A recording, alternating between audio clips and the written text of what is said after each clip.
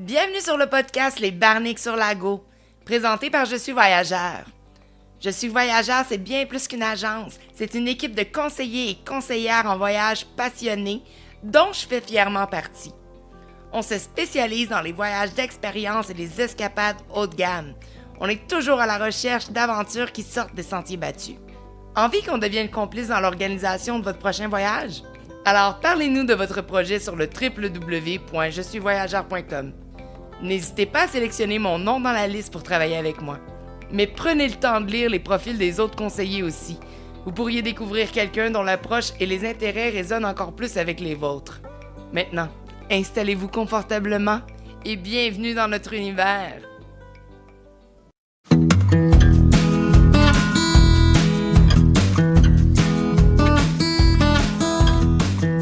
Hey, salut Flo! Salut, ça va Chantal? Ça va super bien, toi? Ben oui. Good. Fait que c'est aujourd'hui le deuxième épisode sur la Nouvelle-Orléans Oui. et le dernier épisode de la série. Oui, avant notre petite pause estivale. Exactement. Donc, on va commencer dans le vif du sujet où ce qu'on a laissé la semaine dernière, on était rendu à parler des parades. Yes, c'est mon sujet de l'heure. La seule chose que j'ai faite, en fait. Ouais, toi, t'es allé là juste pour ça. Juste pour ça.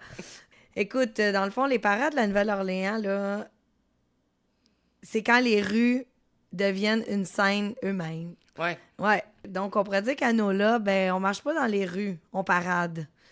Que ce soit pour un mariage, un enterrement ou juste parce que c'est un mardi, ben, les parades sont comme un mode de vie, un rituel social, une explosion d'énergie collective. Bref, tout ce qui me ressemble.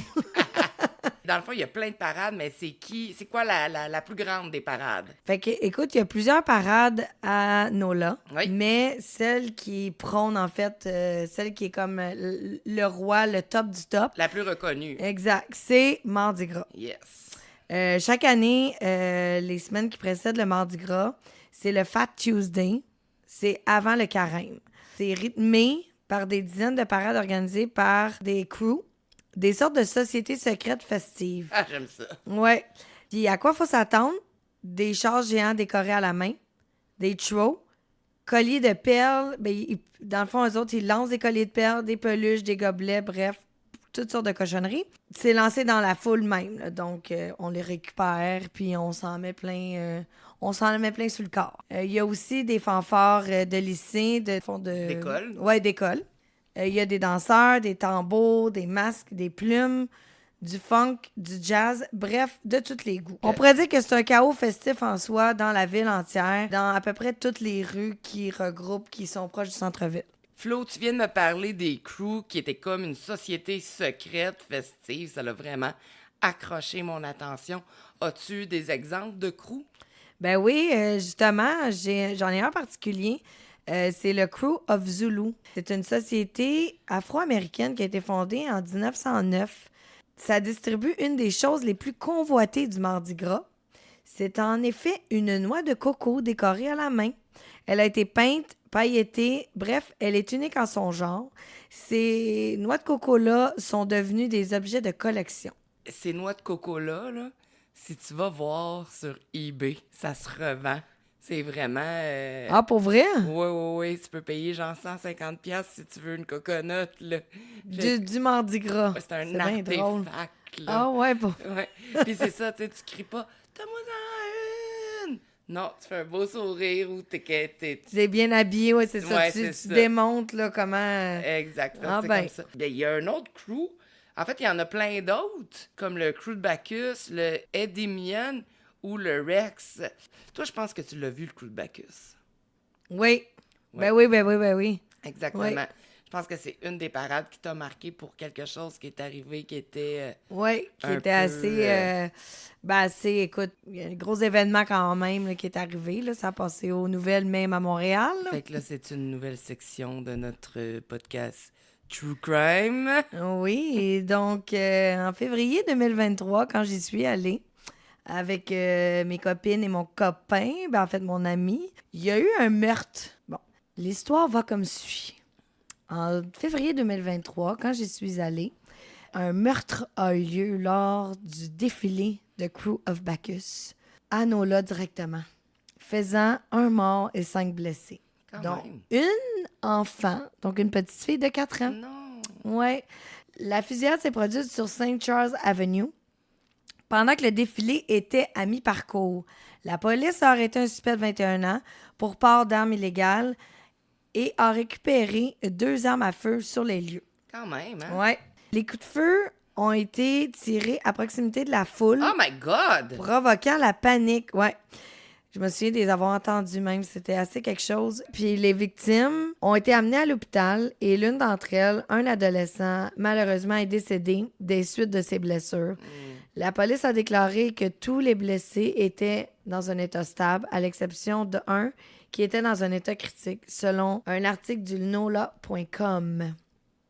Donc, la police a déclaré qu'elle avait arrêté un suspect de 21 ans, Mansour Mbouji, et qu'elle a trouvé 2 armes à feu sur les lieux. Le suspect a été arrêté pour port d'armes illégales, comme je vous disais un peu plus tôt. Alors, selon des témoins, la fusillade a éclaté après une dispute entre les victimes et le tireur. Les autorités ont déclaré que l'enquête était en cours et qu'elle n'était pas certaine si d'autres personnes étaient impliquées. Bon, bref, je ne sais pas trop comment ça a fini, l'histoire. J'ai pas vraiment suivi. Mais je sais que ma mère l'a vu aux nouvelles et qu'elle m'a appelé en Elle panique. capotait. Oh my God, étais-tu là? Puis j'ai dit oui. Ben en fait, on a entendu tirer quand on est parti. Donc, on l'a vu par la suite, là. Fait qu'on sait pas si, genre, on sait pas si c'était des amis à la base. C'est ça, j'ai aucune idée de l'histoire vraiment, mais bref, tu sais, c'est quand même un fait Ouais, ouais. assez marquant de Tu vas voir une parade. du puis Crew il of se passe Bacchus. ça. Exactement. Tantôt, tu nous as dit qu'il y avait plusieurs sortes de parades. Là, tu nous as nommé que la plus importante, c'était celle du Mardi Gras. Mais il y en a d'autres parades, là. Je pense il y a les second line, comme les parades de quartier, en fait. Ouais.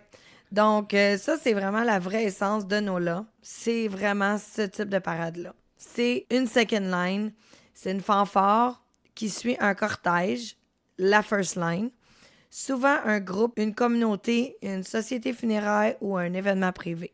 Ben, tu peux tomber dessus par hasard, là, comme un bon dimanche après-midi. Tu vas voir de la musique brass band dans les rues, des parasols décorés, des mouchoirs qui volent, des danseurs en costume, parfois en smoking coloré. La foule suit en dansant. Tout le monde est bienvenu. C'est vraiment typique Nola. Les second line viennent des funéraires jazz, où la musique accompagne les défunts vers l'au-delà dans la joie et le respect. Donc, il y a quand même une tradition là aussi. Tu viens de parler des rites funéraires. Oui. Là, ça, là, c'est une tradition qui est vraiment unique là-bas. Mais moi, c'est dans mon testament, là. OK, oui. Je C'est veux vrai. absolument qu'on célèbre ma mort comme ça. Si je meurs, C'est vrai, tu me l'avais déjà parlé de Ouais. ça. si je meurs, genre, que mes amis sont encore capables là, de... De tenir une trompette. Ou... Non, mais... Bon. Fait que comment que ça se passe, là-bas? C'est une procession qui est comme hyper solennelle. Puis là, il y a la fanfare en avant qui joue des hymnes religieux. Moi, ça sera du rock'n'roll, là, mais Oui. bon. Tu sais, c'est un peu lent, mélancolique, mais on va s'organiser, là. Je trouverai des belles tunes, là. Ouais, c'est... Fait que bref, les gens marchent avec un pas qui est un peu dansant. Fait que, tu sais, c'est genre, ils avancent un pied, puis ils ramènent le pied en arrière à l'autre pied. Ça fait comme des zigzags OK. quand ils marchent. OK. C'est vraiment lent, mais ça va vraiment avec le rythme. C'est vraiment beau. Tu sais, les gens sont comme tout habillés mettons, en noir avec des parapluies, en dentelle noire. Tu sais, ça perce, là, que c'est un Ouais. funéraire. Le défunt, quand il meurt, il est accompagné comme ça jusqu'au cimetière. Fait qu'avec la musique et tout, des fois, il est sur un corbillard qui est comme tiré par des chevaux, ou des fois, c'est clairement des gens qui le portent, là. Ou des fois, c'est dans une espèce de corbillard tout en vitre. C'est vraiment, vraiment, vraiment impressionnant, là. Moi, je pense que j'ai tellement fait de gros parties dans ma vie que je veux partir de même sur un gros party. Parce que une fois que l'enterrement est terminé, la musique, elle change radicalement. Les cuivres embarquent, ils se mettent à jouer des airs de jazz hyper entraînants puis festifs, comme When the Saints Go Marching In. C'est quelque chose que tout le monde connaît. Ça vous dit peut-être rien maintenant, mais tout le monde connaît cette tune-là. Tous les proches et tous les amis dansent dans la rue, brandissent des mouchoirs ou des parapluies décorés, comme je vous disais, dans une ambiance extrêmement joyeuse. Fait que c'est eux qu'on appelle la second line. La première line, comme tu disais tantôt, c'est l'orchestre. Ça viendrait là, des rites catholiques avec un mélange français, espagnol, vaudou, de tout ce qu'on vous a parlé un peu dans le premier épisode. C'est encore extrêmement beaucoup célébré à la Nouvelle-Orléans comme ça. À la Nouvelle-Orléans, la mort, c'est une affaire qui est sérieuse, mais c'est aussi une célébration. On pleure, on danse, comme si chaque note de trompette allait envoyer le défunt vers son nouveau voyage. Et c'est exactement comme ça que je veux partir. Bon, ça c'est dit. Fait que ça, c'était pour les funérailles, mais je pense aussi qu'on peut en avoir pour des mariages ou des événements privés. Ben oui, effectivement, comme on disait, là, à Nola, un couple peut aussi engager un brass band pour faire une parade de mariage avec leurs invités dans les rues du French Quarter. La mariée et le marié mènent le cortège avec des ombrelles personnalisées en mode royauté jazz. Ensuite, il y a des parades alternatives puis un peu plus funky. Tu sais, il y a d'autres styles comme un peu plus déjantés là, où on voit ça un peu toute l'année. Il y a le crew du vieux. C'est un peu satirique. Souvent très osé aussi. Moi, je l'ai vu, le Ah crew ouais? du vieux. Je peux te dire que j'ai reçu des petits pénis, j'ai reçu des bouteilles de vodka avec des logos de pénis dessus. Je l'ai encore ici en bas, d'ailleurs. Ah, cool! Il y a aussi la Chewbacus, inspirée de Star Wars, et de un peu la science-fiction, avec des fans en cosplay. Ouais. Moi, je l'ai vue celle-là dans Mardi Gras. J'ai adoré. J'ai encore d'ailleurs un collier de Chewbacca. Alors, il y a aussi le crew de Barkus. Ça, c'est une parade de chiens costumés. Alors, j'aurais pu amener Gizmo. Fait que c'est drôle, tantôt on avait le crew de Bacchus, où est-ce que t'as eu le meurtre, puis là c'est Barkus. Oui, puis il y a aussi Chewbacus. Oh my God, ouais. On n'oublie pas le Gay Easter Parade. Bon, comme vous pouvez vous deviner, c'est coloré, c'est exubérant, il y a beaucoup de drague et c'est très brillant. À la Nouvelle-Orléans, on ne regarde pas une parade, on participe. On danse, on crie, on attrape des colliers, on se fait des amis pour la soirée, où l'espace public est une scène et où chaque jour peut devenir un vrai carnaval. Il y a aussi celle des flambeaux. Avant l'électricité, les parades nocturnes étaient illuminées par les flambeaux. T'avais des porteurs de torches dansant entre les chars. Et oui, c'était un peu un travail dangereux, comme on pourrait dire, souvent réservé aux Afro-Américains. Aujourd'hui encore, certains défilent avec des torches pour perpétuer la tradition.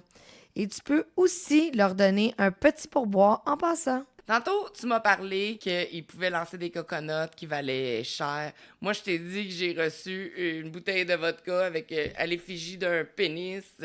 Y a-t-il d'autres choses bizarres ben, bien sûr, les colliers, là, qui peuvent être lancés. Des shows qui sont assez bizarres et particuliers, je te dirais, là. Tu sais, au-delà des classiques, là, des objets... Ben, en fait, au-delà des classiques, des colliers et tout ça, là, des bébelles, il y a vraiment des objets qui sont un peu plus personnalisés. Donc, t'as des chaussures décorées. OK? Ça, c'est lancé par The Crew of Muse. T'as également des crabes en peluche. Ça, c'est The Crew of Tux. T'as aussi des toilettes miniatures, des chaussettes ou même des rouleaux de papier de toilette doré. Il y en a pour tous les coups. À chaque crew, sa signature. Exactement. Et certains objets valent très cher sur eBay. Comme t'as dit, la noix de coco. Donc, en résumé, on pourrait dire que la Nouvelle-Orléans, il y en a pour tous les goûts. Que ce soit pour les parades. À l'année longue, en fait, vous pouvez en voir. Donc, c'est bien. Moi, j'étais allée vraiment particulièrement pour le Mardi Gras. Mais comme Chantal est allée à d'autres moments, puis elle a apprécié aussi les autres types de parades. Oui, exact. Écoute, Chantal, avant de clore ce segment-là sur les parades, je voulais rapporter un fait un peu cocasse. C'est quand même assez particulier que j'ai vécu moi-même. Je sais pas si toi, bon, ça t'est arrivé, mais sur la rue French Quarter, tu sais, où il y a toutes les clôtures et tout, là. Oui. Ben écoute, tu sais, je pensais que c'était un mythe. Je m'étais fait dire ça un peu là, par plusieurs personnes qui étaient allées. Ah, tu vas voir, là, tu sais, ils vont te demander de montrer tes seins pour avoir plus de colliers. Surtout ceux des balcons, ils veulent t'en pitcher comme, tu sais, sur le cou. Bon, bref, ça arrive jamais dans le cou. Fait que je me suis dit, bon, tu sais, peut-être tenter ma chance. Fait que, écoute, on s'en allait au petit bar que je t'ai dit qu'on a bu le Hurricane. Puis on était en chemin, puis là, bon, j'avais quand même quelques colliers de la parade dans la journée. Mais tu sais, dans le jour, c'est un peu plus difficile que le soir. Tu sais, le soir, ils s'arrêtent vraiment plus. Je trouve qu'ils vont un peu moins vite. Fait que t'as plus de chances d'en avoir. Tu sais, moi, c'était vraiment, je pense, le samedi, là, justement, au Bacchus, là, l'affaire du Bacchus, que j'ai pu en ramasser vraiment plein. Là, tu sais, j'ai des photos à peu près comme... On faisait un concours de celui qui en avait le plus. Mais cette fois-là, on sortait après. Fait que je me suis dit, tu sais, j'en mettrai pas vraiment sur moi. Puis là, ben, on sifflait après dans le hey, you don't have any jewelry, you don't have anything on you. Fait que là, j'ai dit, let's go. Là, il dit, you know what you have to do. Fait que là, j'ai dit, OK. Fait que je l'ai fait. Puis là, ben. T'as flash tes tontons. Exactement. Désolée pour mes parents qui écoutent ça. Alors, je l'ai fait. Puis c'est vrai que, tu sais, j'ai eu un frisbee, j'ai eu un gros collier. C'est quoi, j'ai eu d'autres? Je pense que j'ai eu un gun à l'eau. En tout cas, j'ai eu comme une couple d'affaires. Mon Dieu, c'est payant. Ben, c'est payant, certain. C'est l'affaire que j'ai pas eu, c'était un drink, mais en tout cas, Bon. c'est un peu dur de lancer un drink du... Écoute, c'est quand même haut, là, les bâtisses, à peu près, je sais pas, là, 5-6 étages au moins. Tu sais, c'est vraiment plus fait sur le long, ces étages-là, là. Ah, ben, je sais pas, moi, d'habitude, il y en a des plus hauts, mais il me semble qu'il y en a... dans ma tête, c'est comme 2 étages. Non, c'est ça. Quand tu continues un petit peu plus loin, sur cette rue-là, il y en a comme... Ça fait comme au moins 5-6 étages, Ok. 5-6 balcons. Fait que là, c'est drôle parce que chaque personne des balcons te pitch des choses. OK. C'est quand même drôle. Fait que bref, c'est ce que j'ai vécu. Puis toi, durant les parades... Moi, c'était en 2020 que j'étais allée, Mardi Gras 2020, puis c'était Trump qui était au pouvoir. Alors, il y avait beaucoup de choses à l'effigie de Trump, des chariots allégoriques, toute la face de Trump, vraiment bien fait, là. On recevait, mettons, le crew qui faisait les choses plus osées, là. Ben, tu sais, je t'ai parlé des petits pénis qu'on recevait, mais j'ai reçu aussi un petit pénis avec un petit toupette roux. à l'effigie de Trump. L'effigie de Trump. Quand même très drôle. Fait que moi, c'était plus ça, mais j'ai vraiment beaucoup aimé, genre, juste être là, vivre, c'est l'euphorie, là. Ah, mais écoute, ça commence... tu sais, moi, ce que j'ai trouvé drôle, c'est que ça commence tellement tôt, puis ça finit tellement tard, c'est toute la journée. Puis c'est immense, ça, tu sais. Puis moi, je me suis dit, aïe, aïe, comment ils font pour ramasser après, là? Puis tu sais, la fin, c'est la fin, mais je veux dire, avant tout ça, comme chaque soir, ils ramassent, là. Ils Ouais. ont un minimum, en tout cas, ils n'ont pas le choix, là. Bon, fait qu'en gros, là, on pourrait dire, là, que normalement, là, dans tout ça, il y a environ 80 défilés prévus à la Nouvelle-Orléans pendant le Mardi Gras, qui a lieu du 6 janvier jusqu'au Mardi Gras lui-même. Donc, tout dépendant de l'année, la date varie, mais on peut se fier sur le Mardi Gras pour y aller. À quelle heure on doit arriver exactement pour assister à un défilé du Mardi Gras? Les parcours du défilé peuvent paraître vides, mais la foule peut rapidement grossir 1 heure ou 2 après le défilé. Ce qui fait que le premier rang peut accueillir 4 ou 5 personnes. Pour les plus grands défilés qui ont lieu le soir du week-end précédent le Mardi Gras, celui auquel j'étais, prévoyez d'arriver environ 4 heures à l'avance pour avoir une place de choix et prendre note que les défilés se terminent à 23 heures. On voulait aussi vous mentionner quel était le meilleur endroit pour voir les défilés du Mardi Gras. Il se déroule la plupart du temps dans différents quartiers de la ville, mais l'itinéraire principal part de Napoleon Avenue, descend St. Charles Avenue dans le quartier Uptown jusqu'à Canal Street dans le quartier central des affaires, juste à la limite du quartier français. Donc, il est un peu difficile de se déplacer pendant le Mardi Gras. La marche et le vélo sont les meilleures options si tu veux pouvoir visiter en même temps. Puis, on pourrait dire, en gros, que le Mardi Gras marque le point culminant du carnaval et la veille du début du carême. Il est marqué par des défilés, des bals et des célébrations. Alors, Chantal, je pense qu'il y a un rituel au Mardi Gras. Ben, le Mardi Gras est célébré dans de nombreux pays chrétiens qui participent à la confession en brûlant rituellement les rameaux de la semaine sainte de l'année précédente, en finalisant le sacrifice du carême, ainsi qu'en mangeant des crêpes et d'autres douceurs. Nous, on a les petits bonnes du carême ici. Ma mère adorait les bonnes du carême. Ah oui? Oui, vraiment. C'était son affaire, là. Écoute, si jamais ça rentre pas dans ces dates-là, ben j'ai d'autres choses pour toi. Ben oui, Tu vas-y. sais, si jamais toi, tu peux aller à Nouvelle-Orléans juste au mois d'août, Oui. ben il y a d'autres choses que tu peux faire pour attraper ou voir c'est quoi le Mardi Gras. Ben, let's go. Il y a le Mardi Gras World. Ça, c'est l'endroit où toute la magie du carnaval prend vie pendant toute l'année. C'est situé dans un immense entrepôt juste collé sur le fleuve Mississippi. C'est le musée-atelier, dans le fond, où ce qui ouvre les portes à la fabrication des chars de parade. Si tu vas au Mardi Gras World, tu vas trouver tous les chars allégoriques qui sont en train de se faire construire pour l'année future et même ceux qui étaient là toutes les années précédentes. C'est vraiment, vraiment impressionnant à voir. Tu sais, c'est construit des fois en papier mâché ou c'est des sculptures géantes là, qui ont été construites en papier mâché. Il y a des chars colorés, de grandeur vraiment nature, là. Tu peux voir tous les costumes. Tu peux surtout voir aussi les artistes qui sont à l'œuvre, qui sont en train de créer leur décor pour les prochaines parades. 80% des chars du Mardi Gras sont fabriqués là par l'entreprise Kern Studio depuis 1947, toi. Wow, ça fait longtemps. T'es là dans l'enceinte du Mardi Gras World, tu peux te déguiser, tu peux monter à bord d'un char, toucher à tous les matériaux, prendre des photos. C'est vraiment faire semblant que t'étais là, sur place. Il y a un petit restaurant où tu peux manger le King Cake Baby. Le King Cake, là, dans le fond, c'est une brioche du carnaval de couleur violet, vert et or. Puis, il cache un petit bébé en plastique dedans. Un peu comme nous avec le 6 janvier, le gâteau de la fête des rois. Le gâteau de la fête de... Ouais. Donc, si c'est toi qui trouves ce petit bébé-là, ben, tu dois acheter. La tradition, c'est soit que tu achètes le prochain gâteau ou c'est toi qui organise la prochaine fête. Wow, on Mon va ça Dieu. tomber dessus. Ben, moi, j'ai dû en attraper beaucoup Ouais, au c'est nombre ça. de fêtes que j'organise.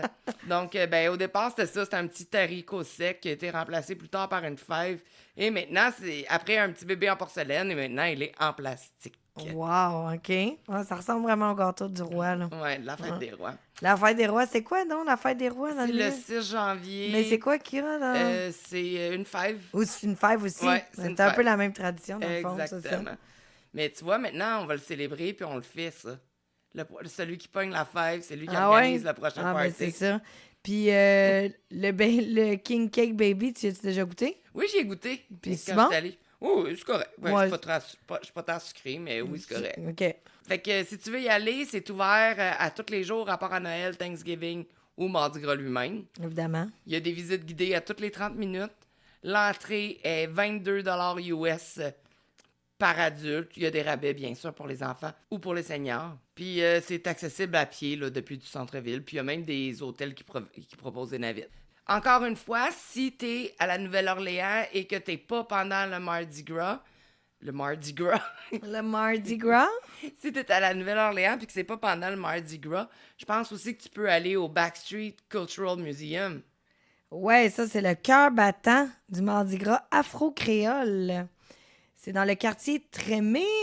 Si Mardi Gras World, c'est la vitrine grand public du carnaval, alors le Backstreet Cultural Museum, c'est son âme.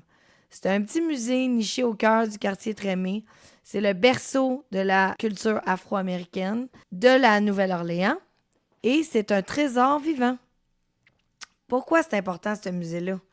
Ben, parce que ça documente les traditions culturelles afro-créoles autour du carnaval, comme notamment les Mardi Gras indiennes, avec leurs costumes cousus à la main, avec plus de 1000 heures de travail par habit. Oh my God. Ah, c'est quelque chose, ouais. Il faut savoir que chaque costume est fait à la main, souvent en secret et jamais porté 2 fois. Sinon, il y a aussi, ils vont nous parler dans ce musée-là des Second Line, qu'on a parlé tantôt. Ouais, ça, c'est les parades communautaires pleines de musique et de danse. Sinon, il y a le Social Aid Pleasure Club. Ouais, qui sont au cœur de la vie sociale noire depuis des générations. Et les funérailles, comme on disait tout à l'heure. Yes! Fait qu'on y va pour voir quoi, finalement, là-bas? Ben, je te dirais qu'on y va pas mal pour voir des costumes originaux de Mardi Gras indien, des plumes, des perles, des symboles, bref, un peu de tout. Il y a des vidéos d'archives rares des parades. Il y a des photos d'anciens Big Chiefs et des familles porteuses de tradition. Puis, ben, dans tout ça, c'est mélangé avec une ambiance intimiste, brute et authentique. Moi, j'ai vu, pendant que j'étais à l'aéroport, un Big Chief revenir de je sais pas où, mais je peux te dire que il y a eu tout le crew qui est venu accueillir à l'aéroport la personne qui débarquait de son vol, là, puis ils étaient tous habillés à l'effigie du crew. Je me rappelle pas c'était lequel, mais OK? c'était fou, là. La personne, on dirait que c'était le roi de Zamunda qui débarquait, puis là, tout le monde capotait.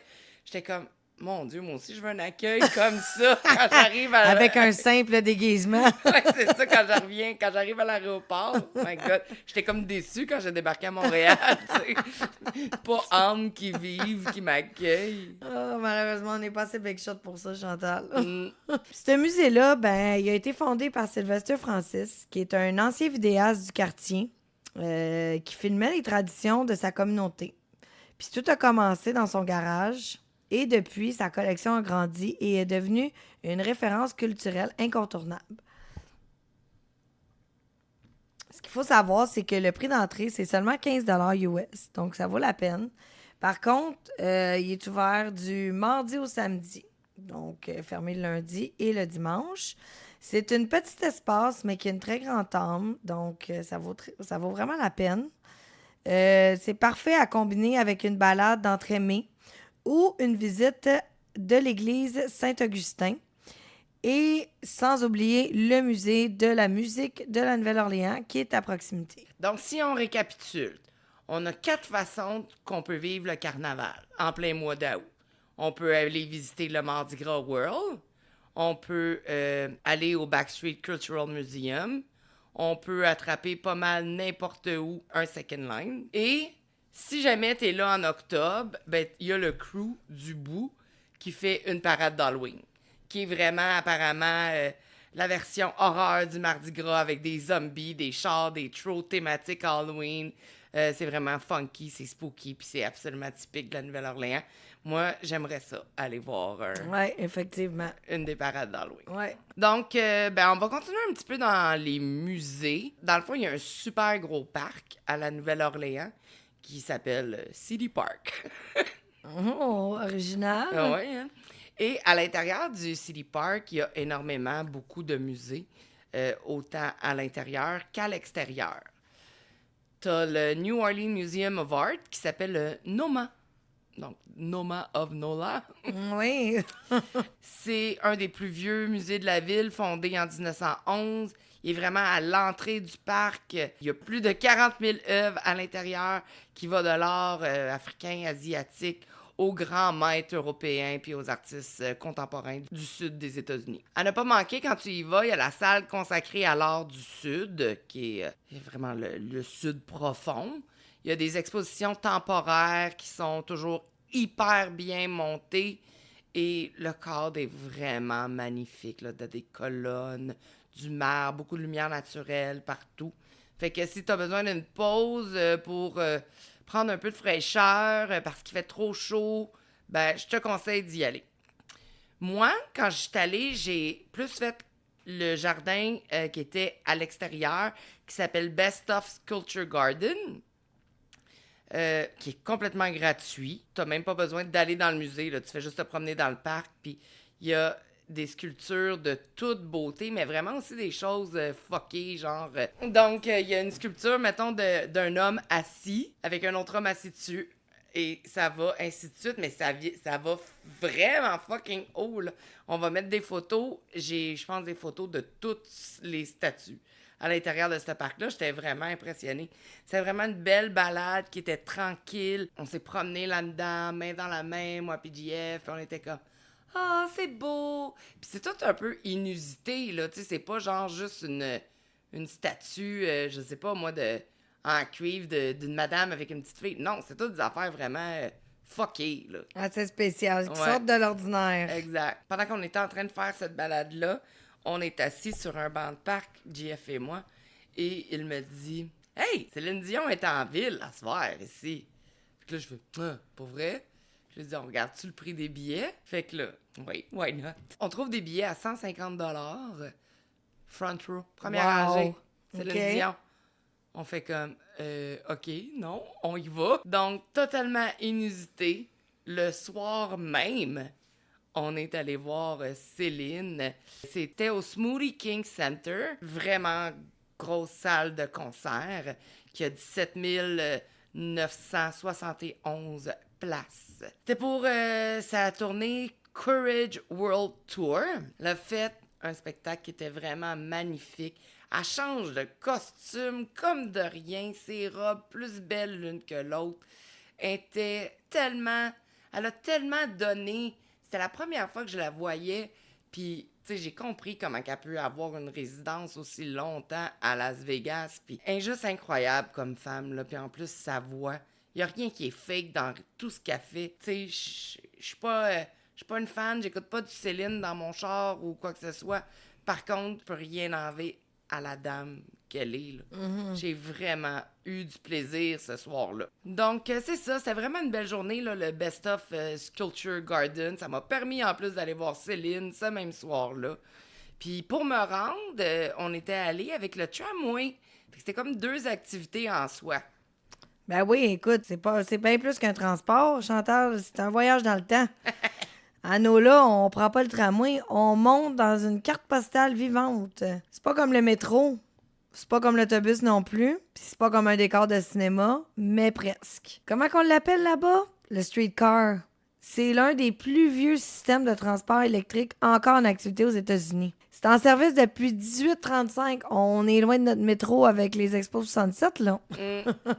Les lignes principales, c'est St. Charles Avenue Line. C'est la ligne emblématique du tramway. Ça va du centre-ville jusqu'à Uptown Garden District. C'est des véhicules verts historiques en bois avec des bancs vernis. C'est une ambiance vraiment old school, là. Ça traverse le quartier des affaires, Lafayette Square, le Garden District et ça longe les chênes majestueux d'Uptown. Il y a d'autres lignes aussi, je pense. Oui, effectivement, Chantal, il y a d'autres lignes. Il y a le Canal Street Line, ça, c'est le Grand Axe. Ça fait du quartier français au City Park. C'est idéal pour visiter le Mid-City, les cimetières historiques ou encore pour se rendre, comme je disais, à City Park. Ouais, c'est celle-là que j'ai pris. Bon. Il y a... Les rames sont rouges. Sont un peu plus modernes, mais toujours aussi charmantes. Il y a également Riverfront Line. Ça longe le Mississippi. Ça va du French Market jusqu'au Convention Center. T'as vraiment la vue sur le fleuve. T'as un accès facile au French Market, au Jackson Square, Café du Monde, aquarium, bref, un peu de tout. C'est parfait pour les jours de chaleur où t'as pas envie de marcher. Dis-moi donc, combien ça coûte tout ça? Combien ça coûte? C'est toujours la bonne question. Ça coûte seulement 1,25 US pour le trajet. Puis là, ben, il faut dire qu'il faut que tu l'aies cash exact, là, parce que la machine prend juste le cash exact. Ou utilise l'appli Le Pass pour acheter une passe illimitée à la journée. Environ plus ou moins 3 $. Donc, ça vaut vraiment la peine. À la Nouvelle-Orléans, ben dans le fond, en Louisiane, tu peux aller visiter des anciennes plantations. On en avait choisi une qui s'appelait The O'Calley Plantation. Puis je l'avais choisie parce que son entrée est vraiment légendaire. On en a déjà parlé, moi, des routes quand tu as les arbres Ouais. qui se rejoignent en haut, puis là, tu as vraiment la route en bas. Pour moi, c'est majestueux. un autre niveau, là. Ouais, voir ça, pour Ouais, moi, ouais. ça coche toutes les cases de beauté dans ma tête. T'sais. Fait que l'entrée, c'est 300 ans d'élégance, là. Avant même d'apercevoir la maison principale, là, t'es happé par l'allée de chêne vivants et ce qui a donné son nom à la plantation, donc Ocali. Ces arbres-là ont été plantés en 1725. 28 arbres géants forment un couloir végétal long de 240 mètres Wow! qui mène tout droit à la demeure coloniale grecque. Là, tu peux aller visiter la maison qui a 28 colonnes, parfait, exactement comme les chaînes. Ça a été comme fait, les 28 colonnes entourent la maison. C'est un mobilier d'époque encore. Le balcon du haut offre une vue spectaculaire justement sur la canopée de l'allée. C'est vraiment des photos incroyables que tu peux réaliser là-bas. Mais tu sais, tu y vas, puis surtout à la mémoire de l'esclavage, là. Fait que Ocali, c'est pas un décor de film, hein, c'est un ancien site d'exploitation de canne à sucre où des centaines d'esclaves africains ont vécu, travaillé et souffert. Il y a une exposition là-bas qui est de Slavery at Ocali qui rend hommage à leur vie. Alors, il y avait leur cabine d'esclaves qui a été reconstruite avec des panneaux éducatifs sur les conditions de vie ou tous les noms des gens qu'on a retrouvés qui ont travaillé là. L'approche est hyper respectueuse. Ça t'en apprend sur, malheureusement, l'esclavage qui a eu lieu et c'est informatif. Tu sais, pour quelqu'un qui vient pas du Sud ou qui vient du Québec puis qui connaît pas ça, l'esclavage, à part de ce qu'on en a entendu dans les livres à l'école, là. Alors, c'est vraiment beau comme place. Il y a plusieurs films qui ont été tournés là, dont, par exemple, Entretien avec un vampire, Oh que oui! Midnight Bayou, puis Django Unchained. Ah, c'est ça, je m'en allais dire, Django. Ouais. Fait que si tu veux l'info pratique, 30$ pour la visite complète, la maison, les jardins, les expositions. C'est une durée d'environ 2h à 2h30. Tu y vas en début de matinée parce que c'est là que la lumière est le plus belle pour te faire les photos avec les arbres ou en fin de la journée quand tu as le Golden Hour.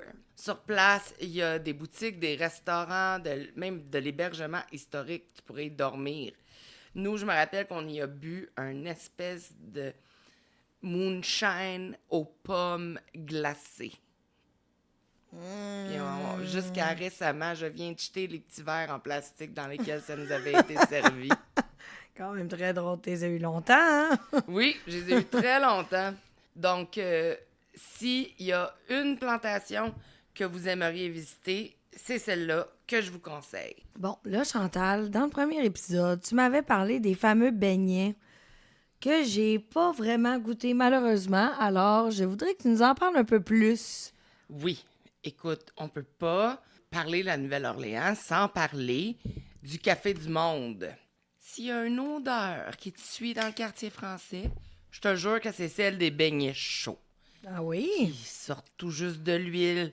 Ils sont croustillants à l'extérieur, mais hyper moelleux à l'intérieur. Ils sont ensevelis sous une avalanche de sucre en poudre. Je te le dis, à Nola, ces beignets-là, c'est une religion.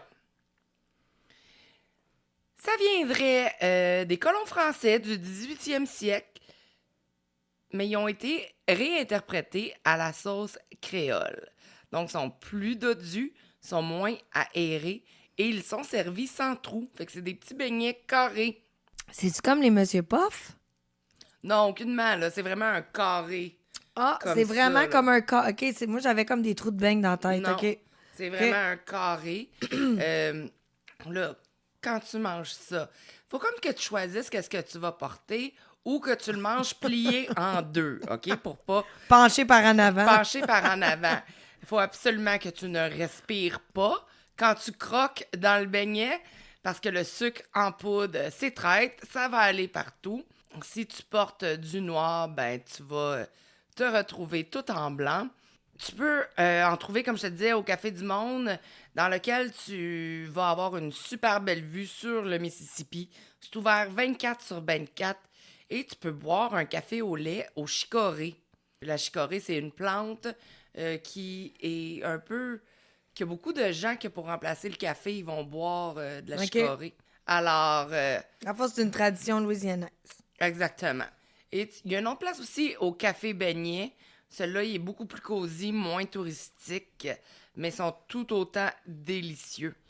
Tu peux même en avoir à Disney, à l'hôtel New Orleans. Ah oui, OK. Oui, exactement. Ports of Oh, New wow. Orleans à Ils sont Disney. partout.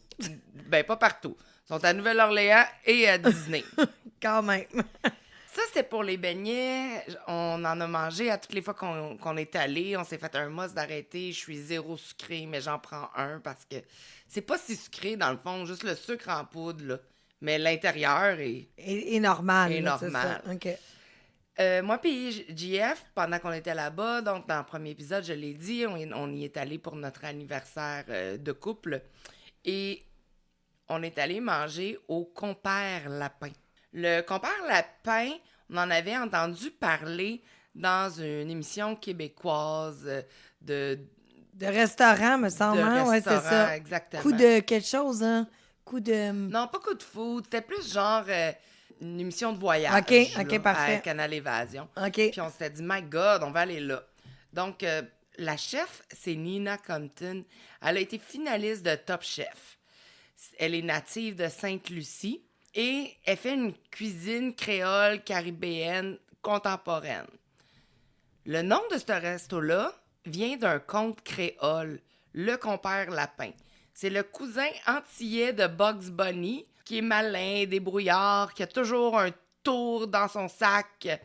Et le surnom colle parfaitement à la cuisine de la chef Nina, qui est ingénieuse, audacieuse, pleine de malice et de chaleur. Mais là, ça, c'est où exactement? C'est dans quelle partie de Nola? C'est dans le Warehouse District. Ah, OK, parfait. Donc, ce qu'on va y manger, là, c'est des plats qui comme vraiment un mélange Caraïbes, Louisiane, puis Italie, genre. Fait que tu peux manger des gnocchis aux champignons dans une sauce créole fumée. Du jerk chicken avec des bananes plantains croustillantes. Du crabe épicé à la noix de coco. Des beignets salés à la morue. Non, merci pour moi, là, mais bon. L'ambiance est vraiment intime, design industriel chic avec des clins d'œil créoles. Et elle a un cocktail signature qui est servi dans un lapin en cuivre géant. C'est-à-dire que le verre, quand tu veux en prendre une gorgée, faut que tu dois le tenir à 2 mains, là. Tu le ramasses comme ça, puis là, tu bois. Ou tu le laisses à la table, puis tu bois avec la paille, là. Moi, j'aurais laissé ça à la table. Puis t'en as pas ramené un? Ben non, c'est hyper checké. Là. Ah Tu ouais, peux OK. pas repartir avec le verre. Non, là. mais je veux dire, ils en vendaient pas. Non, il en vendait pas, Ah, OK, malheureusement. ça aurait Tu été sais, cool. tu Ben sais non, mais que c'est j'en ça. aurais pris un. Je t'aurais dit, montre-moi les. Non, Sors-les, c'est sûr. montre-moi les. C'était vraiment une cuisine qui a été raffinée ce soir-là. C'était un merveilleux cadeau d'anniversaire d'aller manger dans son restaurant.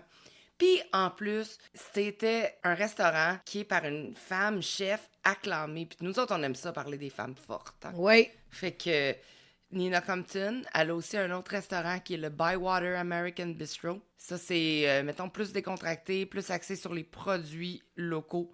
Puis elle est la lauréate du prix James Beard Award. C'est The Best Chef of South. Après ça, il y a un autre chef qui a fait sa marque aussi. Ben oui. Melissa Martin du Mosquito Supper Club. Elle est née dans le bayou de Chauvin, en Louisiane. Elle a monté un resto qui rend hommage à la cuisine cajun de sa grand-mère avec des ingrédients hyper locaux. C'est un menu qui est saisonnier. Les repas sont faits en plusieurs services autour d'une grande table communautaire.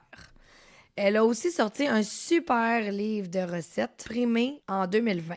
Le resto, c'est souvent sous réservation, puis c'est booké des mois d'avance.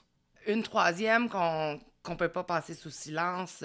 Malheureusement, elle est décédée aujourd'hui. Leah Chase. Elle est la ville de Dookie Chase Restaurant.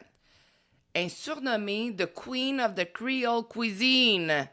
Leah a dirigé pendant plus de 70 ans ce restaurant emblématique dans le quartier de Trémé. OK. Elle a servi des artistes, elle a servi des présidents, dont Obama. Elle a servi des activistes pour les droits civiques. Le resto, il existe toujours, il est géré par sa famille et on y sert encore son fameux gumbo aux herbes qui se prononce gumbo aux herbes. C'est vrai, gumbo. Ah ouais, pour vrai? Gumbo Z-herbe Ouais, en français. gumbo zerderbe. Zerderbe. Non, gumbo zerbe. Gumbo zerbe, OK. C'est en français, OK. zerbe. Et son légendaire fried chicken. Ah, toi, Donc, là, ouais. je sais que t'adores faire des brunchs. Oui, surtout des boozy brunch. Bon, ben, je pense que pour les brunchs créoles, t'as 4 arrêts gourmands. Premièrement, tu as le Atchafalaya. C'est sur le Irish Canal. Et c'est un brunch avec la musique live, souvent du jazz ou du bluegrass. Ils servent des shrimp, des grits, Bloody Mary à volonté. J'avais même pas vu ça. Des pains dorés puis des pains de maïs. T'en as une ambiance cosy, chic, avec... puis c'est dans une ancienne maison, en plus. Fait que c'est vraiment cool. Écoute, next time, je vais y aller. Parce que moi, les Bloody Mary, c'est mon drink. T'as aussi le Willa Jane. C'est dans le Central Business District. C'est un peu plus de la cuisine sud moderne. Bon, t'as des biscuits au beurre, des toasts au poulet frit, t'as des banana pudding au lait condensé. Bon, dans tout ça, t'as du café glacé, chicorée Comme je disais tantôt. et des beignets bits. Donc, c'est parfait pour les foodies qui veulent poster avant de goûter. Un peu comme moi, j'aime faire. Aussi, tu as le Commander's Palace. C'est version brunch un peu plus chic. Ça, c'est dans le Garden District. Le dress code est un peu plus semi-formel. Donc, tu sais, ça s'habille un peu plus casual. Tu as un jazz band à la table pendant que tu dégustes des œufs à la crème de crabe. Wow, wow, wow. C'est 25 cents. Les mimosas. Oui, oui, oui. 25 cents. Oh my God. Ça aussi, je l'ai pas vu. Hey, Eh là là. Ils doivent tellement s'en faire demander qu'ils doivent pas fournir à te servir. là. Parouette, moi, je serais comme next. Amène-moi un autre. Amène-moi un autre. 8 de suite. Ouais, 8 c'est en ça. même temps. s'il te Amène-moi donc plaît. la carafe, s'il te plaît. T'as le Ruby Slipper Café. Ça, c'est plusieurs adresses là, parce que c'est une chaîne. C'est vraiment classique, le brunch no love, bénédictine au boudin, sandwich au poulet, au pulled pork. T'as des cocktails funky aussi. Bon, c'est un bon rapport qualité-prix, sans chichi, mais toujours satisfaisant. Si je continue avec les restaurants, il y en a un que j'étais un peu sorti. Tu sais, c'était comme. J'étais un peu sorti des sentiers battus parce que c'est Ouais. dans le Lower Garden District. OK. J'avais encore vu à la même émission sur Canal Évasion cet endroit-là qui est Turkey and the Wolf. OK. C'est ouvert pour le lunch seulement, donc entre 11h et 17h. C'est fermé les mardis et les mercredis. Tu rentres là, c'est une ambiance qui est comme rétro, funky. C'est vraiment déglingué, là. Leur spécialité à eux, crois-moi pas, j'ai marché longtemps pour m'y rendre pour manger un sandwich au ballonné frit. OK. Fait que là, on parle pas d'un petit sandwich beige et triste, là, non. C'est un sandwich culte qui est croustillant et dégoulinant à la fois. Oh mon Dieu, j'ai Fait faim. que là, t'as le ballonné qui a une style mortadelle américaine qui a été frit dans un pain blanc moelleux qui a été beurré, toasté. T'as du fromage, mais du fromage américain qui fond, il y en a vraiment beaucoup, avec une coleslaw vinaigrée qui goûte le ciel. Je te dirais aussi qu'il rajoute un peu de magie grasse à l'intérieur de tout ça. Ce sandwich-là, ben, le New York Times l'a classé comme un des meilleurs sandwichs des États-Unis. My God, je regarde des photos, chers auditeurs, auditrices, ça a l'air incroyable. Et l'endroit est vraiment Ouais, cool. c'est vraiment en sur le plus. coin d'une rue, c'est tout rouge. Mm. C'est très cute. Il y en a à Nashville aussi. Ah, Il y en a à Nashville. tu vois. Mais the original one, c'est sûr que c'est nous, là. C'est sûr. T'as d'autres choses que tu peux manger là-bas. Des devil eggs au chip barbecue. Oh, wow! Moi qui adore les chips barbecue et les œufs. T'as des salades de laitue iceberg au ranch fumé avec des crackers maison. C'était vraiment comme une espèce de méga salade. C'était fou. Fait que si t'es végé, tu peux y aller quand même. Il y a des sandwichs aux patates douces, tiens, avec une coleslaw de menthe. Oh! Fait que tu sais, ils sont vraiment ailleurs, Ben ouais, c'est mais ça. ils amènent des éléments comme genre de tous les jours ailleurs. Et il y a un dessert qu'il faut absolument ne pas manquer, le banana cream pie. C'est un dessert qui a vraiment une texture qui t'explose en bouche. C'est très sucré. Et pour les gens qui aiment le sucre, on vous le conseille. Oh mon Dieu, j'aime pas le sucre, mais j'adore les pains aux bananes et j'adore la tarte. Bon, tu Donc, vois? ouais. Là-bas, tu peux boire des cocktails en canette, des sodas artisanaux, des bières locales qui vont te servir des fois dans des petits sacs en papier brun. Ouais. Tu sais, c'était très drôle. Puis tu sais comment que j'aime le vintage, là. Fait que l'intérieur, c'était comme une espèce de garage de collectionneurs vintage, rempli d'objets absurdes. Le menu qui est sur l'ardoise. Il n'y a pas de flafla. Tu rentres, puis tu commandes direct au bar. Tu peux attendre, hein, parce que il n'y a pas de réservation. Des fois, il y a des lignes. Mm-hmm. C'est un resto qui se prend pas au sérieux, mais qui sait sérieusement comment régaler Oh les boy, gens le qui jeu de mots. Ensuite de ça, il y a les po' boys. Ça, j'en ai mangé. T'en as mangé des po' boys. Oui. Fait que dis-moi donc d'où ça vient, le mot po' boy. En fait, c'est une abréviation qui provient de Poor Boy. Poor Boy. Ça aurait commencé en 1929 pendant une grève des conducteurs de tramway. Les frères Martin, c'était des anciens conducteurs eux-mêmes qui étaient devenus restaurateurs. Ils auraient nourri gratuitement leurs collègues avec de longs sandwichs bien garnis en disant « Here comes another poor boy ». Fait que le nom y est resté. OK. C'est quoi exactement un po' boy? C'est un long pain baguette local. C'est croustillant à l'extérieur et moelleux à l'intérieur, exactement comme je les aime. C'est tranché dans le sens de la longueur et bourré généreusement de garnitures chaudes ou froides. Puis, ben, il y a des versions qui sont vraiment plus populaires que d'autres, dont le shrimp po' boy. C'est des crevettes frites croustillantes. C'est ce que j'ai mangé, moi. Il y a le catfish po' boy. C'est des poissons chats panés. Il y a le roast beef po' boy. C'est un effiloché dans une sauce brune qui coule partout. Moi, c'est celle-là que j'ai mangée. Alors, prépare-toi une serviette. Et c'est exactement celui que j'ai mangé aussi. Et le hot sausage, j'ai mangé ça aussi.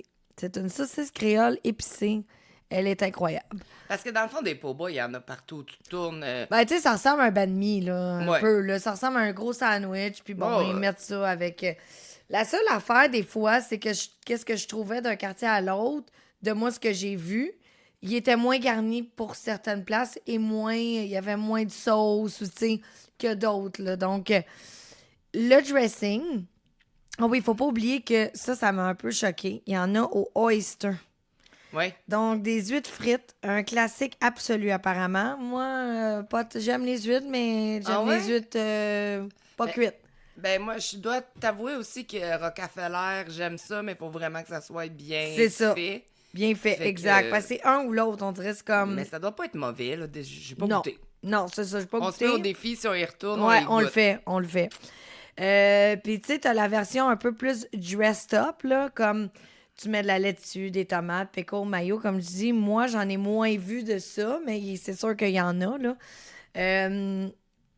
Tu peux accompagner ça avec des frites ou des chips, Ouais. de la sauce piquante, puis tu peux boire un peu n'importe quoi. Puis on a sorti, dans le fond, 3 des meilleures adresses où manger un po' boy. Ouais. T'as le Parkway Bakery and Tavern, qui est dans Mid-City. C'est un monument du po' boy depuis 1911. Obama y a mangé.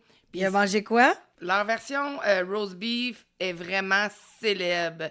Obama, c'est ça qu'il aurait mangé là-bas. T'as le shrimp po' boy qui est aussi fantastique. Sinon, t'as Le Dummy Lee's, c'est dans le Uptown. C'est un po' boy ultra frais dans une ambiance un peu haut du cours. C'est style cantine rétro. Il y a des chaises en vinyle.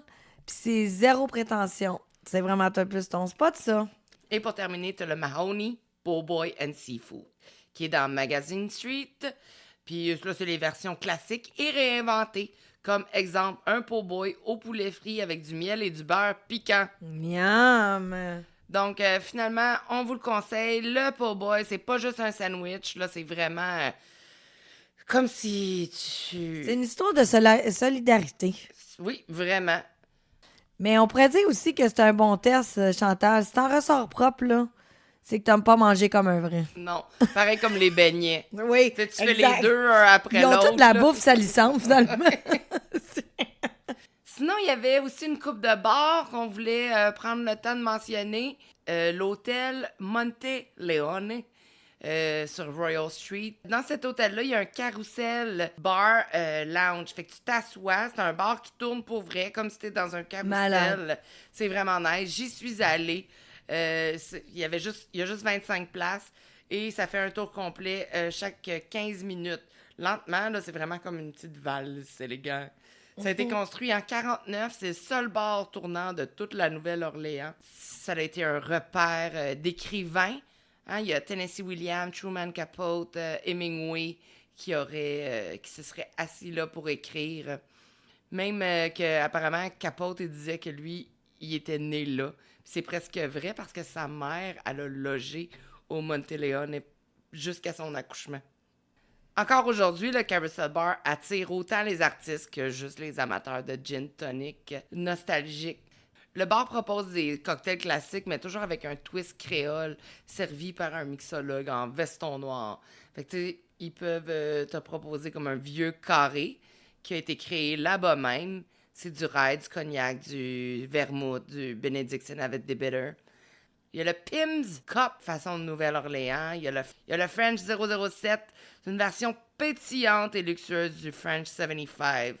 Donc, c'est vraiment une ambiance piano, jazz, glamour. Tu peux y aller pas mal à n'importe quelle heure. L'après-midi, l'ambiance est feutrée, vintage. Le soir, il y a un pianiste ou un petit band jazz. C'est un endroit où tu peux autant croiser une future mariée dans une robe à plumes ou un vieux dandy local, et même quelques stars qui essaient de se faire passer incognito. Donc, t'arrives tôt parce que si tu veux une place au carrousel, comme je t'ai dit, il y en a juste 25. Quand je suis allée, malheureusement, il n'y avait pas de place au carrousel. Oh non, fait que t'as pas eu l'expérience complète. Non, je n'ai pas eu l'expérience complète. Dans le premier épisode, on vous a parlé du Frenchman Street, là, qui est le cœur battant de la scène musicale live. Aujourd'hui, on vous a sorti quelques bars et clubs qui sont les plus emblématiques de cette rue-là. Donc, The Spotted Cat Music Club, j'y suis allée. L'ambiance était vraiment intimiste, chaleureuse. C'est hyper bondé comme endroit. On y joue du jazz, du swing, du blues. C'est des groupes locaux qui sont hyper talentueux. Ce qu'il faut savoir, il n'y a aucune réservation possible. Quand tu vas là, ça coûte vraiment pas cher, mais il faut absolument que tu apportes du cash pour donner du pourboire aux musiciens. Ah, OK, bon à savoir. Sinon, il y a aussi le DBA Bar, qui veut dire Doing Business As Usual, qui est un peu plus spacieux, avec une ambiance un peu plus acoustique. Beaucoup plus de brass band, du jazz, un peu plus moderne, du funk. Il y a une belle section de bière et de whisky. Il y a souvent un petit cover charge à environ comme une dizaine de dollars. Il y a également le Blue Nile. Lui, c'est plus une ambiance classique. C'est sur 2 étages avec la lumière tamisée. La musique, c'est du jazz, du soul, du R&B, puis même parfois du reggae ou de l'afrobeat. Le programme est varié. Les shows sont vraiment bons à tous les soirs. Ça commence vers 22h ou minuit. OK. Ben, t'as aussi le Café Négril. Moi, j'étais allée au Café Négril. Écoute, c'est une ambiance, c'est ça. Tu sais, j'étais moins... je m'attendais moins à ça, là. C'est un peu plus relax. C'est un peu plus une ambiance roots, là. Un peu plus bohème, je t'avouerais, là. Mais la musique, elle allait plus avec toi, là. Oui, ben c'est ça. Il y a plus, tu sais, c'est plus du reggae, du funk, du hip-hop old school, un peu plus de jazz alternatif aussi. Ce que j'ai aimé, c'est que le décor est vraiment funky. Tu sais, les cocktails sont super bons. Puis ça devient rapidement dansant. Bon. Ça, c'est bon à savoir. Ben c'est ça. Mais quand j'étais arrivée au début, c'était un peu plus soft. Puis là, ça s'est mis à... Ça a comme changé du tout au tout, là. Fait que c'était vraiment bien comme place. On pourrait en nommer encore peut-être 2 autres. Ben ouais, vas-y. Il y avait le Maison, qui est hyper animé et vraiment bondé avec une scène ouverte sur la rue. Fait que moi, je suis passée devant, puis je pense que je suis restée vraiment un long moment à écouter de l'extérieur. Ah ouais? Ouais, t'as des brass bands qui sont comme enragés, là. C'est du jazz, fusion, funk. Si tu veux danser, vas-y. Moi, la raison pour laquelle j'étais pas entrée, c'est que c'était complètement plein. OK, Ouais. c'est ça. On dansait dans la rue, là. OK. Puis notre petit dernier, vas-y donc, Chantal. The Three Muses. Oh. Cela est un peu plus chic. C'est une plus petite salle, des lumières douces, ambiance jazz de chambre, avec des chanteuses à voix, piano. Plus romantique, hein? Fait que si tu veux commencer la soirée avec un petit plat, parce qu'il y a un petit menu aussi, et des cocktails bien balancés, ben... C'est l'endroit. C'est l'endroit, comme une petite date, mettons. Bon. Tout ça, c'est pour te dire que Frenchman à Street, là, c'est pas des néons cheap, là. C'est la musique vivante, c'est organique, c'est viscéral. Tu peux passer de bar en bar en payant parfois un petit cover puis en laissant quelques dollars dans le chapeau des musiciens, mais je te le garantis, c'est des frissons qui vont parcourir le corps parce que la musique est tellement bonne. Donc, on vous conseille fortement d'aller faire un tour dans un de ces endroits qu'on vient de vous énumérer sur Frenchman Street. Je pense que ça fait le tour un peu, Chantal, de notre dernier épisode, Oui. qui était la deuxième moitié de la Louisiane. De la Nouvelle-Orléans. De la Nouvelle-Orléans. Nola. De Nola. Alors, on va terminer cet épisode avec une anecdote de ma chum Pat qui concerne son voyage en Inde. Alors, voilà comme suit cette belle histoire que je connais, que j'ai entendue plusieurs fois. Moi, je l'ai pas lu, j'ai pas regardé, fait que j'y vais totalement blind. Yes, sir. Alors, en février 2024, je suis partie en Inde, à Trivandrum, avec 19 autres profs de yoga. C'était un voyage organisé, super excitant, puis on commençait avec une autre retraite ayurvédique de 7 jours. Ben, moi, je me dis, yes, ça va être relax, je vais me faire masser, je vais faire du yoga, boire des tisanes, méditer dans le silence. Tu sais, le gros self-care à l'indienne, le genre. Alors, dès notre arrivée, on rencontre un médecin ayurvédique. Il me pose genre 1000 questions, il prend mon pouls, il me regarde dans les yeux comme s'il lisait mon âme et il me dit « Tu es Pitta Vata ». Là, je suis comme « OK, parfait, je sais pas trop ce que ça veut dire, mais go ». Il me prescrit des plantes à boire matin et soir pour l'acidité. Un truc pour le diabète, finalement. Puis il me dit de manger tiède, pas épicé. Je me dis, bon, OK, c'est pas le buffet que j'espérais, mais je suis game, go. Pas de buffet épicé pour moi, fine. Il m'annonce aussi que je vais avoir 2 heures de traitement par jour. Et là, honnêtement, j'étais vraiment contente. J'adore les massages. Je m'imaginais déjà me faire bichonner dans une ambiance zen avec de la musique relaxante. Tu sais, le monde idéal, là. Mais là, le premier traitement, je rentre dans la salle, pas de musique, pas d'ambiance. 2 femmes se garochent sur moi, littéralement, avec des mouvements assez intenses. Je me faisais frotter comme si j'étais en train d'être dégraissée. C'était pas un massage, là. C'était un grand nettoyage industriel de mon corps. J'essaie de leur demander d'être plus douces. Rien à faire. Elles comprenaient pas du tout ce que je leur disais en anglais. Le 2e jour, j'arrive bien confiante. Puis là, elles me versent de l'eau bouillante sur le corps. Pas tiède, non. Chaude comme de la lave. Je pensais que j'allais fondre sur place. Puis ensuite, ils m'ont exfolié. Oh my God, c'était intense. Puis malgré ça, les matins étaient magnifiques. On faisait du yoga tous les jours ensemble, en plein air. Puis là, je me sentais vraiment bien. Je me sentais connectée et vivante. Mais rendu au 4e jour, mon corps a dit « OK, non, merci, là. » J'ai commencé à faire de la fièvre. J'avais le nez qui coulait, la gorge enflée. J'étais complètement congestionnée. Je le dis au médecin, il me prescrit encore d'autres trucs, puis il m'envoie faire un traitement à vapeur à l'eucalyptus. C'est le genre d'affaire qu'on a dans un spa, là. Fait que je me suis assise là, super congestionnée, comme une dinde. Puis la madame me répète en boucle « Breathe by the nose. Breathe by the nose. » Puis moi, je suis comme « Ben, crime, je peux pas. » J'imagine vraiment la face à patte, là, parce que ça doit être vraiment drôle. Puis là, j'étais épuisée. J'ai dit non aux soins de l'après-midi. J'étais allée me coucher. Et là, le 5e jour, j'ai carrément refusé tous les soins. À la plage, j'ai mis mes sandales, puis je suis partie me promener hors du centre.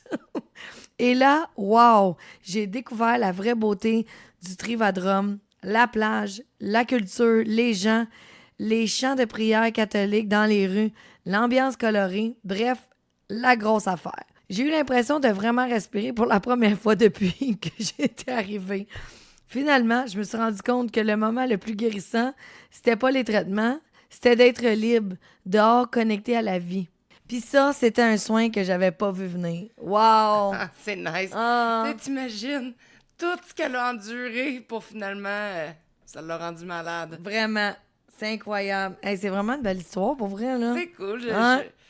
J'aurais pas voulu être là quand les Non. madames y ont versé de l'eau bouillante. Non, moi non plus, vraiment pas, là, comme... puis qui m'entendent, qui me comprennent pas. Non. Je pense que j'aurais fait...